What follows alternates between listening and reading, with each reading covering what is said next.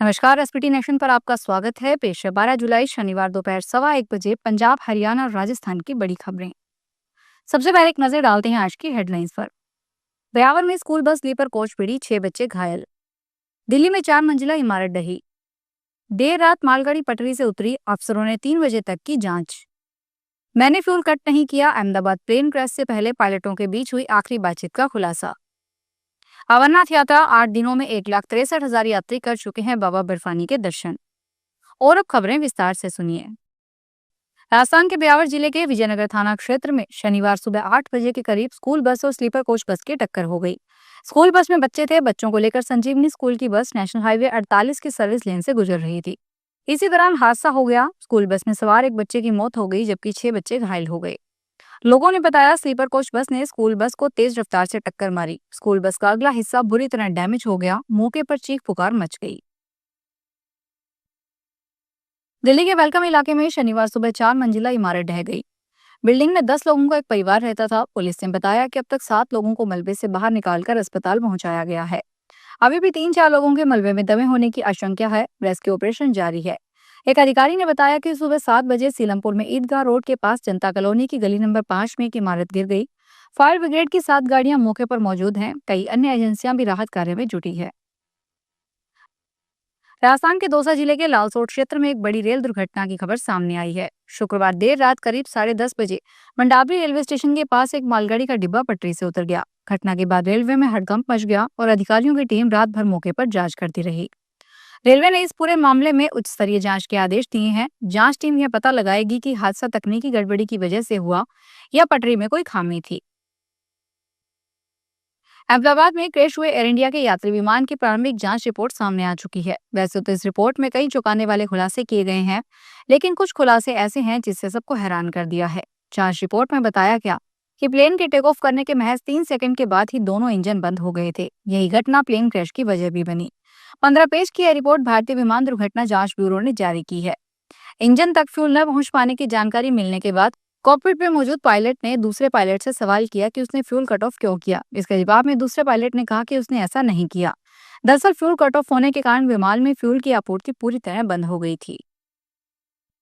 श्री अमरनाथ यात्रा भंडारा ऑर्गेनाइजेशन साइबो के प्रधान राजन कपूर ने बताया कि इस बार की यात्रा को शुरू हुए अभी 1 सप्ताह ही बीता है और श्राइन बोर्ड के बेहतरीन प्रबंधन के चलते 8 दिन में 1,63,000 के करीब यात्री बाबा बर्फानी के दर्शन कर चुके हैं। जबकि इस बार बोर्ड की ओर से पूरा यात्रा मार्ग नो फ्लाई जोन घोषित किया गया है। इसके बावजूद 7 दिनों में यात्रियों की भारी आमद ने श्राइन बोर्ड के शानदार प्रबंधों पर मोहर लगा दी है। उन्होंने बताया कि यात्रा मार्ग के बाल्टार और पहलगाम रूट पर यात्रियों को हर तरह की सुविधा बोर्ड की ओर से प्रदान की जा रही है। भ्रष्टाचार के खिलाफ मान सरकार की जीरो टॉलरेंस नीति के तहत लगातार कार्रवाई जारी है। इसी कड़ी में गुरदासपुर के पुलिस सांच केंद्रों के इंचार्ज इंस्पेक्टर इंद्रवीर कौर को गिरफ्तार कर लिया गया है। उनके खिलाफ भ्रष्टाचार के आरोप लगने के बाद ये कार्रवाई की गई है। जानकारी के अनुसार इंस्पेक्टर इंद्रवीर कौर के अधीन गुरदासपुर जिले के 13 पुलिस सांच केंद्र आते थे। इन केंद्रों के कर्मचारियों ने इंद्रवीर कौर पर आरोप लगाया था कि वह उनसे पैसे वसूलती थी। पंजाब के मुख्यमंत्री भगवंत मान की ओर से विधानसभा में प्रधानमंत्री नरेंद्र मोदी की विदेश यात्राओं पर की गई टिप्पणी और गैंगस्टरों के मुद्दे पर गृह मंत्री अमित शाह को गुजरात से तड़ी पार कहने पर विवाद बढ़ गया है। केंद्रीय राज्य मंत्री रमनीत सिंह बिट्टू ने भी सीएम मान पर निशाना साधा है। बिट्टू ने कहा कि प्रधानमंत्री मोदी और अमित शाह दिन में 24 घंटे में से 18 घंटे देश के लिए काम करते हैं, लेकिन सीएम मान 18 घंटे नशे में रहते हैं। जालौर के बागरा थाना क्षेत्र में सतापुरा व रायपुरिया के बीच अवैध बजरी के भंडारण को सीज किया गया है।